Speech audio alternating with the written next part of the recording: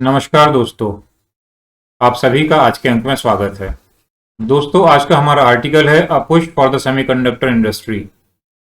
ये बड़ा महत्वपूर्ण आर्टिकल है और इस वीडियो के अंत में हम आपको इससे संबंधित एक प्रश्न भी देंगे जिसका उत्तर लिखकर आप लेखन अभ्यास कर सकते हैं। इसलिए अंत तक हमारे साथ बने रहिए। दोस्तों, ये जो हमारा आर्टिकल है ये सेमीकंडक्टर इंडस्ट्री जो पूरी है और उसके लिए भारत की जो पॉलिसी आई है उसके संदर्भ में है।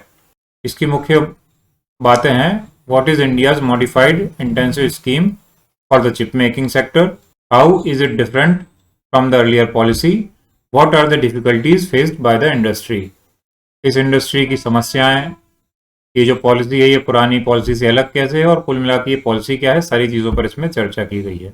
सेमीकंडक्टर जो है वो आधुनिक युग की सबसे महत्वपूर्ण तकनीकों में से एक है और इंटरनेट ऑफ थिंग्स में जितनी भी सोचने वाली डिवाइसेस हैं जिनमें थोड़ी बहुत निर्णय क्षमता होती है, कंप्यूटेशन क्षमता होती है, चाहे वो आपके बोलने से बंद होने वाले पंखे हों, चाहे आपका स्मार्ट टीवी हो, चाहे आपका स्मार्टफोन हो, चाहे लैपटॉप हो, चाहे कंप्यूटर हो, सारी की सारी सेमीकंडक्टर चिप पर बेस्ड होती हैं। और उनके अंदर ये जो सेमीकंडक्टर चिप होती है जो सारे निर्णय लेती है, सारी गणना करती है, ये आपके नाखून से थोड़ी बड़ी होती है, उससे ज़्यादा बड़ी नहीं होती है। और इस चिप के अंदर हजारों लाखों माइक्रोस्कोपिक ट्रांजिस्टर्स होते हैं और ये करंट फ्लो के सहारे डिसीजन लेते हैं। तो दोस्तों, ये जो सेमीकंडक्टर इंडस्ट्री है ये वर्तमान में 500 से 600 बिलियन से भी अधिक की वैश्विक लेवल पर है। अब सवाल उठता है कि सेमीकंडक्टर इंडस्ट्री अचानक इतनी महत्वपूर्ण क्यों हो गई? ऐसा क्या हुआ कि इसके महत्व को सारे विश्व ने महसूस किया और न केवल भारत बल्कि विश्व के दूसरे देश भी अभी इस इंडस्ट्री पर बहुत ज़्यादा ध्यान दे रहे हैं। दोस्तों, अभी पिछले कुछ समय से चीन और अमेरिका की तनातनी चल रही है और इस तनातनी के बीच ताइवान भी आ गया है। ताइवान, चीन और दक्षिण कोरिया मिलके अधिकतर सेमीकंडक्टर को प्रोड्यूस करते हैं, लेकिन सेमीकंडक्टर को प्रोड्यूस करना इकलौती सेमीकंडक्टर से संबंधित बात नहीं है। इसमें सेमीकंडक्टर की पूरी एक सप्लाई चेन है। तो सेमीकंडक्टर उद्योग को समझना है तो पहले हमें इस सप्लाई चेन को भी समझना होगा। सप्लाई चेन में डिजाइनिंग सॉफ्टवेयर फॉर चिप्स आता है। सबसे पहले जो चिप बनेगी उसके लिए एक सॉफ्टवेयर होना चाहिए। Patenting name through core intellectual property right, उन सॉफ्टवेयर का पेटेंट किया जाता है। फिर वो जो चिप होती है उस चिप के फैब्रिकेशन के लिए मशीनें बनती हैं, एक वो स्टेप है। फिर फैक्ट्री बनानी पड़ती है। इसके अलावा असेंबली, टेस्टिंग, मार्किंग और पैकेजिंग की प्रोसेस होती है जिन्हें शॉर्ट में ATMP कहते हैं। फिर इनके लिए रेयर अर्थ मटेरियल बहुत ज़रूरी होते हैं, उन रेयर अर्थ मटेरियल का एक्सकेवेशन वगैरह, ये सब चीज़ें इसकी सप्लाई चेन में आती हैं और ये सप्लाई चेन कुल मिलाकर काफ़ी जटिल होती है। दोस्तों, जैसा कि मैंने आपको बताया था, ताइवान, साउथ कोरिया, US और चाइना अभी इसके मेन प्लेयर हैं। जो 5 नैनोमीटर से कम वाली चिप है उसका 90% केवल ताइवान में बनता है, जो कि Taiwan semiconductor manufacturing company TSMC बनाती है। और अभी जब चीन और ताइवान के बीच तनातनी थी, अमेरिका भी उसमें हस्तक्षेप कर रहा था, तो ये बड़ा खतरा आया था कि कहीं इस चिप का उत्पादन न रुक जाए। तो दोस्तों, कहने को हम कह सकते हैं कि सेमीकंडक्टर उद्योग पर एशिया का, विशेष रूप से ताइवान, साउथ कोरिया और चाइना और साथ में जापान का कब्जा है। लेकिन बैकग्राउंड कुछ और भी है। अमेरिका ऐसे ही सबसे शक्तिशाली देश नहीं है। तो ये ज़रूरी आंकड़ा मैंने दूसरे लेख से उठाया है, हिंदू के लेख का नहीं है। Today's Asia dominated global semiconductor manufacturing, मतलब सेमीकंडक्टर का जो निर्माण है उसमें एशिया का दबदबा हो गया है। दो top exporter US semiconductor industry no longer controls the global supply chain. तो अमेरिका का ग्लोबल सप्लाई चेन पर नियंत्रण नहीं रह गया है, लेकिन इसके बाद भी आप आगे देखेंगे कि अमेरिका कितना दमदार है। However, it still accounts for over 80% of the world chip designing equipment. मतलब जो चिप को डिज़ाइन करने वाले इक्विपमेंट हैं उनका 80% आज भी अमेरिका में बनता है। चिप नहीं बनेगी, लेकिन चिप को जो बनाता है वो इक्विपमेंट अमेरिका में बनेगा। 50% of intellectual property for chip design, मतलब चिप डिज़ाइन से संबंधित जो पेटेंट हैं उनका 50% अकेले अमेरिका के पास है। और जो चिप बनाने के उपकरण हैं, डिज़ाइन करने के भी और बनाने के भी, डिज़ाइन करने के 80% और बनाने के 50% से अधिक वो अमेरिका के कब्जे में है। तो अमेरिका के फंडामेंटल्स अभी भी बहुत स्ट्रॉन्ग हैं बनाने के उपकरण उसके पास हैं, लेकिन बनती अमेरिका में नहीं है, क्योंकि वहाँ लेबर महंगा है। लेबर उसको सस्ता मिलता है चीन में, ताइवान में, दक्षिण कोरिया में। तो अमेरिकी कंपनी इन देशों में चिप बनवाती हैं। लेकिन जब तनातनी हुई और चिप के उत्पादन पर ही संकट के बादल मंडराने लगे, तो फिर अमेरिका ने अभी $52.7 बिलियन की गवर्नमेंट फंडेड एक स्कीम शुरू की है, चिप्स एंड साइंस एक्ट के नाम से।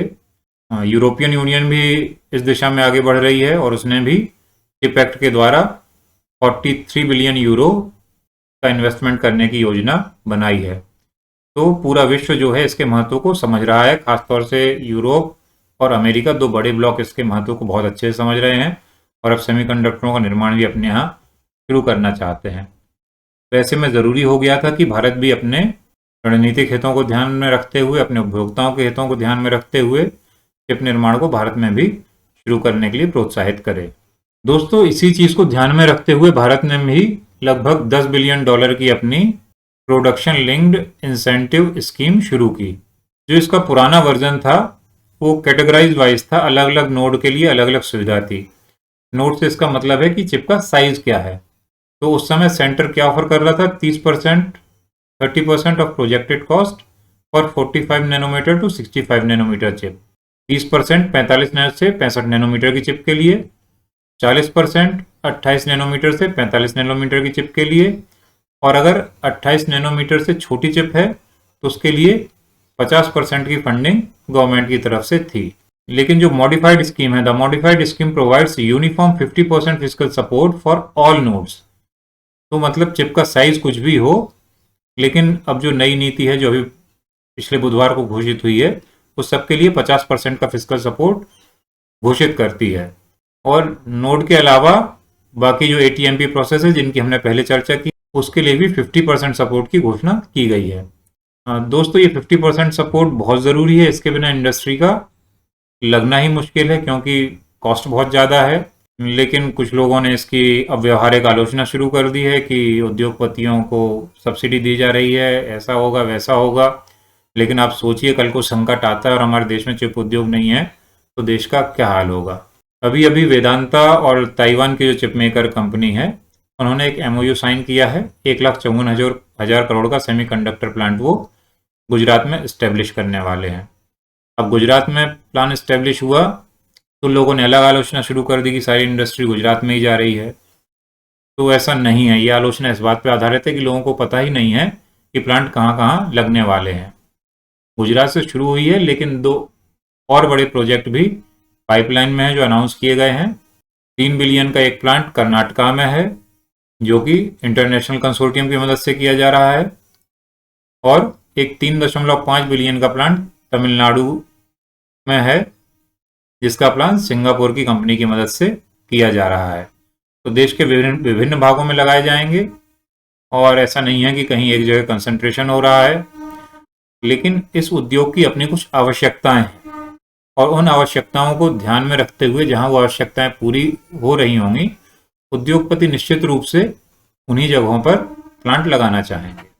दोस्तों, अब सवाल उठता है कि इसमें हमारी चुनौतियां क्या हैं। What are the challenges? सबसे बड़ी चुनौती तो यही है कि ये रिसोर्स इंटेंसिव और एक्सपेंसिव प्रोसेस है, मतलब इसमें बहुत संसाधन लगने हैं। दूसरी एक बड़ी चुनौती जो लेखक ने नहीं बोली है लेकिन है, वो ये है कि हमारा जो बेस है वो मजबूत नहीं है। जैसे अमेरिका ने एक तो हमसे 5 गुना बड़ी नीति बनाई, दूसरा उसके पास बेस ऑलरेडी मौजूद है, सारे सॉफ्टवेयर उसके पास हैं, डिजाइनिंग की मशीनरी उसके पास है, वो केवल बना नहीं रहा है, बनाने की क्षमता उसके पास पहले से है। हमें बनाने की क्षमता भी चाहिए और हमें बनाने के लिए एक फैक्ट्री भी डालनी है, तो हमारा काम दोगुना बड़ा है। जो दूसरी इस लेखक ने समस्या बताई है नीति में, वही है कि जो वर्तमान स्कीम है उसमें नोट्स पर जो होने वाला खर्चा है वही 6-7 बिलियन के आसपास रहता है। तो जो डिस्प्ले वाले एलिमेंट हैं उनके लिए ज़्यादा पैसा खर्च करने के लिए बचेगा नहीं, चिप डिज़ाइनिंग के लिए ज़्यादा खर्चा बचेगा नहीं। और एक और आपत्ति है जो कि हाइपोथेटिकल आपत्ति है, वो ये है कि इनिशियल फंडिंग जो है उसे R&D पर फोकस करना चाहिए था, लेकिन R&D में समय बहुत लगता है और R&D के पीछे हम लोग पड़े रहेंगे तो हम लोग बहुत पीछे हो जाएंगे। R&D को हमको पैरेलल में डेवलप करना पड़ेगा। हम ये अपेक्षा नहीं कर सकते कि हम पहले R&D में जाएं, फिर सारे सॉफ्टवेयर डेवलप करें, चिप डिज़ाइनिंग की मशीनें बनाएं, उसके बाद चिप बनाना शुरू करें। हमको इन चीज़ों को आयात करके अपनी प्रक्रिया को आगे बढ़ाना पड़ेगा, क्योंकि गति मायने रखती है। सही समय पर हुए काम ही मायने रखते हैं, अगर समय बीत जाने के बाद काम हो तो मायने नहीं रखता। दूसरी एक ये समस्या है कि चिप मेकिंग में बहुत ज़्यादा शुद्ध पानी लगता है, तो इसको ऐसी जगह नहीं लगाया जा सकता जहाँ पानी की कमी हो, लेकिन जहाँ पानी पर्याप्त मात्रा में है, पानी अधिकता में है और हमारे देश में ऐसी पर्याप्त जगह है, वहाँ हम इसको लगा सकते हैं। दूसरी एक और हाइपोथेटिकल आपत्ति उन्होंने उठाई है कि ऐसा ना हो कि हम लोग सेमीकंडक्टर की इंडस्ट्री तो लगा लें, लेकिन वो तभी तक चले जब तक सरकार उसे सब्सिडी दे, लोगों के बीच उसकी डिमांड ना क्रिएट हो।